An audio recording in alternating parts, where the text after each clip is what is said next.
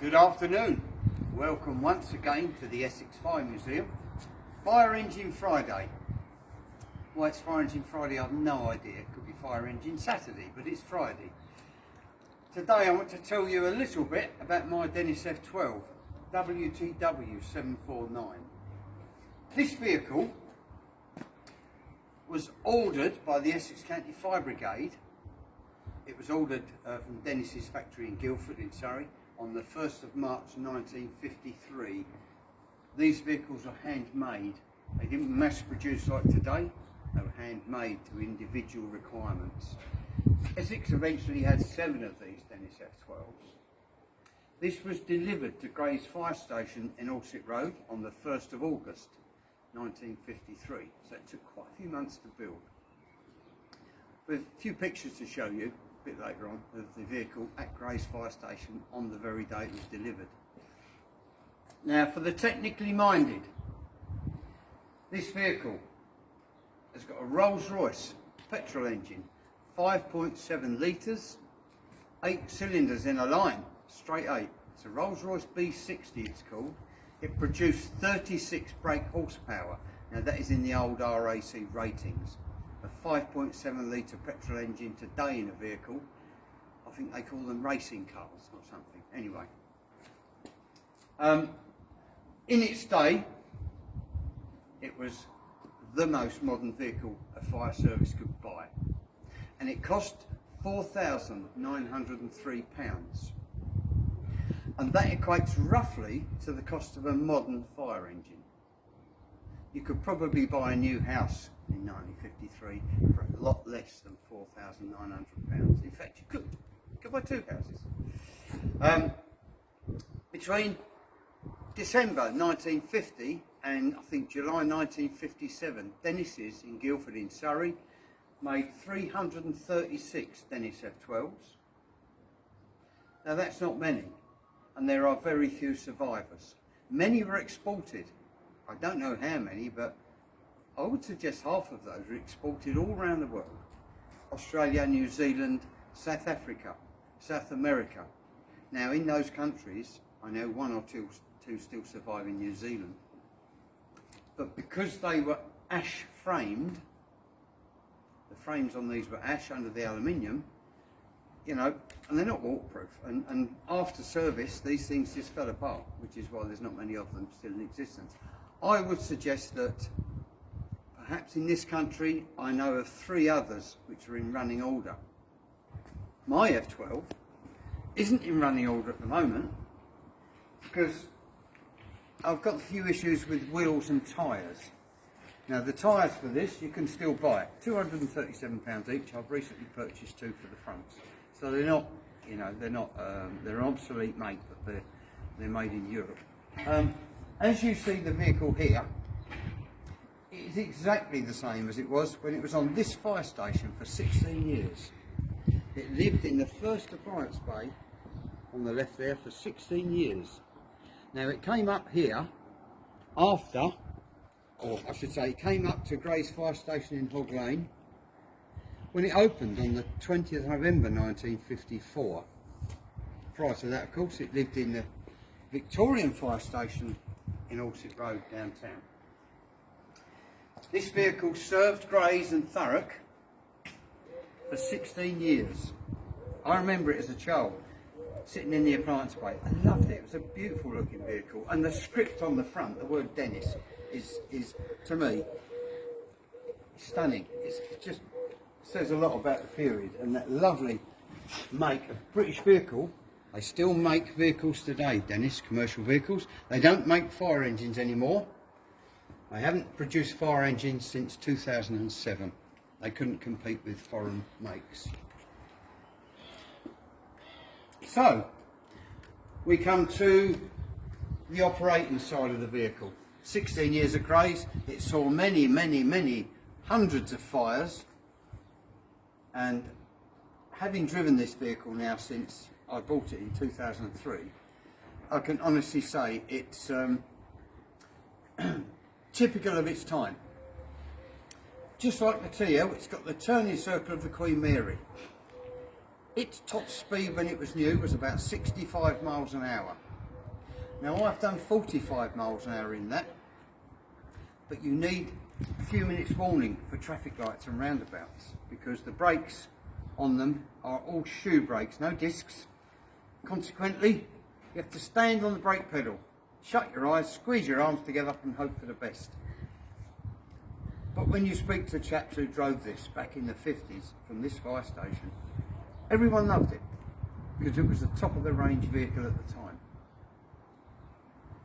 Perhaps we should look at the business side of this vehicle. The pumping capacity is 1,000 gallons a minute. Modern fire engines, the Scanias, they pump at 1,000 gallons a minute. I haven't got a clue what that is in litres, work it out. It's gallons a minute. So despite the technological advances in fire appliances, with all the modern technology and equipment and computerisation, etc., this vehicle pumps exactly the same amount of water as a brand new modern fire engine, which I think costs around, I'm thinking about 230,000 pounds. So in some aspects, or some respects, technology isn't relevant because it's physical pumping of water through a pump into the hose to the branch. So there you go. All these years later, not much has changed. Let's have a look at the pump control, shall we? Oh, you can see at the moment, as I mentioned, I've got a wheel problem at the moment. Boom, boom. I'm here all week. Station 30 was Grays until it changed to Station 50 in around 1985.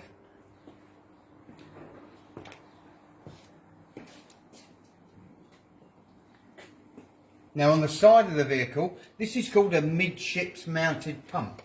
Midships because it's midships. It's got 3 deliveries this side, 3 deliveries the other side. It's quite simple to operate really. It really is no different than a modern fire engine. Just that when I look in the pump bay, open the locker and look in the pump bay of a modern vehicle, I step back and I'm thinking, wow, too many instruments, too much going on. Keep it simple. It always worked. So let's have a look around the back. Hose reels on this vehicle are up on the roof. Health and safety gone mad. You had to climb up the vehicle onto the roof. There is no room to stand. Hopefully, whilst hanging on to mid-air, you would physically roll the hose reel up. Unlike today's, we've just been watching today's on duty watch doing a drill. The hose reels on modern fire engines are electrically operated. You stand there, press a button and it winds itself onto the drum. Happy days. Modern vehicles have an array of searchlights on the roof. Very, very powerful. Oh, it's just like daylight. This vehicle had a large spot lamp, which was detachable, and that runs off the battery. So whenever you use that, you needed to keep the engine running because that would wind the battery down in moments. The ladder on the vehicle. It's a 60-foot wheeled escape. Now I've not a clue what 60 foot is in metric. Again, like the pump, work it out. It's got 2 huge wheels. As a kid, and I'm sure there are 1 or 2 of you watching that can remember cowboy and Indian films. Lovely, lovely. Wagon wheels. They're exactly the same style of wheel used on these escape ladders. Come around the back and we'll have a look at it from a different angle. Now this ladder, it's a 3-section ladder. You can see the fixed section of ladder here. This section and this section extend to the measurement I mentioned earlier via the ratchet handles at the top there. 1 each side, 1 person each side when the ladder's in its, on the ground position. Wind, wind, wind, wind, and up it goes. Dead simple operation. These ladders were first used in the 1870s, 1860s. Essex Fire Service used the escape ladders until around 1986, when they were finally got rid of and replaced by the all singing and dancing 135 aluminium ladder, 135 being 13.5 metres, I think. So, it's an escape ladder, and the reason it's an escape ladder is because, oh, yeah, I'll drop one there, as they say. You can escape down it, or firefighters, firemen can climb up it to put fires out in, you know, up to the third floor of a building. An escape ladder. The design didn't change much between the 1840s and 50s and 60s up until the 1980s. And there you go. A very valuable piece of equipment, the escape ladder. Very valuable.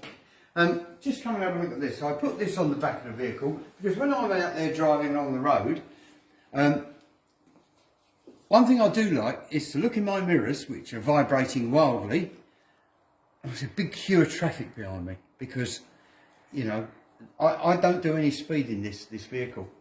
If I start to do any sort of speeds like 40 miles an hour, that's 40,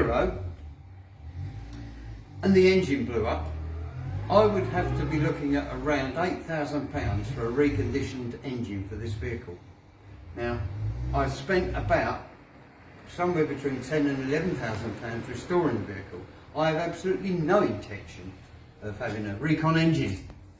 Far too expensive, you see, and I'm only on a pension. So, there you go. 1953 Dennis F12, my pride and joy. There are still some firemen in the Retired Members Association who've driven this vehicle, and the look on their face when they come here on open days or private visits, when the very same people sit with that steering wheel, which of course is offset, you didn't see that, but it's offset to the centre. The look on their faces is amazing. They go back, they're going back 40 and 50 years, and it's lovely to see. This really is nice to see. But I think I want to show you the engine, and we want to look inside the cab. So, what way do you want to go around, Laura?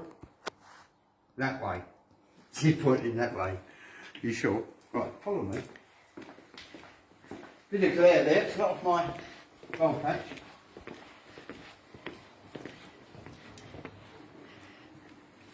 If Laura goes in this one, I'll let Laura in because it's a bit of a squeeze.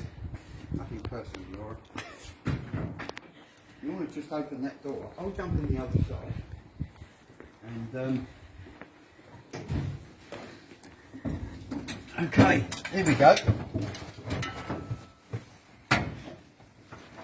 Just a little bit of light refreshment. Oh look, no label. Is it water, you ask? I'll leave you guessing. There you go. There's the engine. Rolls-Royce B80, 5.7 litre straight 8 petrol engine.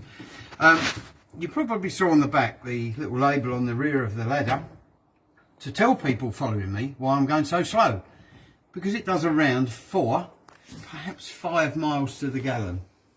Now in the 1950s, fuel consumption, fuel costs wasn't an issue. It wasn't a problem. Fuel cost nothing, blah, blah, blah.